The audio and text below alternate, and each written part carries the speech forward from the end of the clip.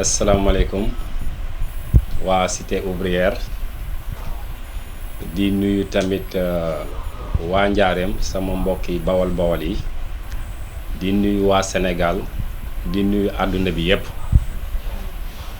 di présenté wu di wax ne man la Papa Amadou Souleymane Sarr ñu gën maa xam ci Pape Sarr dëkk fii cité ouvrière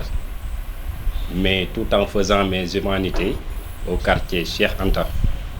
précisément à Texaco foofu la grande famille bi ne la famille Sarène. Donc di ñëw rek di def une petite déclaration par rapport à mon avenir politique. Donc ñëpp xamoon ma temps yi yëpp maa ngi doon ànd ak monsieur le président Pape Modou Fall, le président du parti RV Dëgg Moo Wóor, di saluer vraiment toutes ses qualités ak gëm-gëm ak bëgg-bëgg pour bëgg defal dëkk bi. Gannaaw su loolu weesoo may wax ne nous constatons ñun ñëpp ici au niveau de Diourbel que le problème de l'emploi pose un problème majeur, un fléau majeur. Rawatina tamit boo jugee foofu nga dal ci wàllu le financement des femmes surtout ak leur insertion aussi, la formation aussi, ça pose vraiment un problème. Ñu jugeeti foofu dalati waat ci problème mu inondation yi parce que li wolof di wax rek lu ne fàng kenn du ko jeex te boo xoolee Diourbel dem nañ ba nga xam ne fi mu toll nii yoon yi kenn amul fenn fooy jaar te pourtant nous avons aussi des autorités yoo xam ne nommé nañ leen.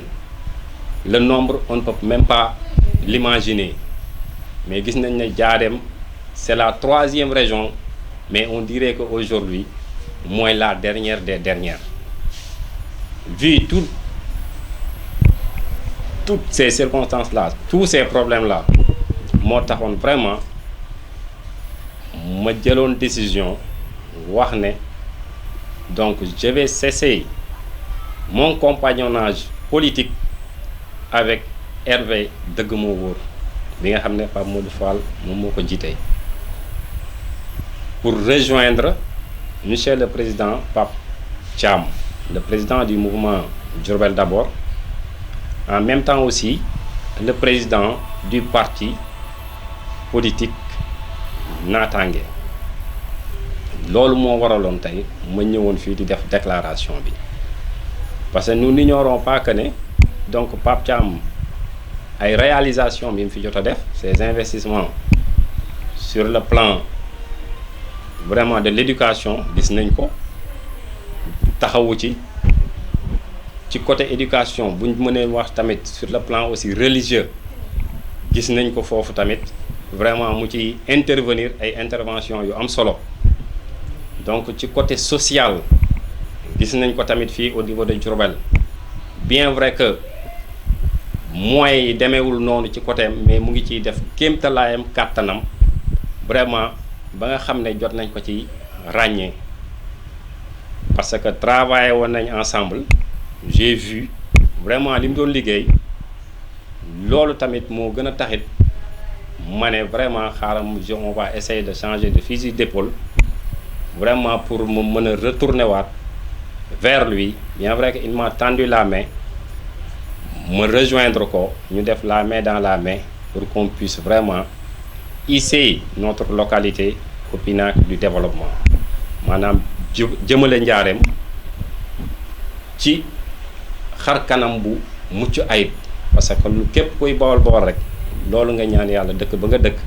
vraiment mu soxali ko. Loolu moo waraloon tey jii ma woote leen fii ànd ak sama maire mbootaay yi ak yenn jeunesse bi vraiment parce que bi mu fi mujjee ñëw fii teniroon na fi des promesses sincèrement qui n'ont pas été faites muy problème mu emploi jeunes yi, problème mu financement femmes yi, problème mu formation yi te boobaak léegi yàgg na. Vraiment moo waraloon nag ma ne nañu taje fii ma wax vraiment donner notre cri du cœur looloo waral loolu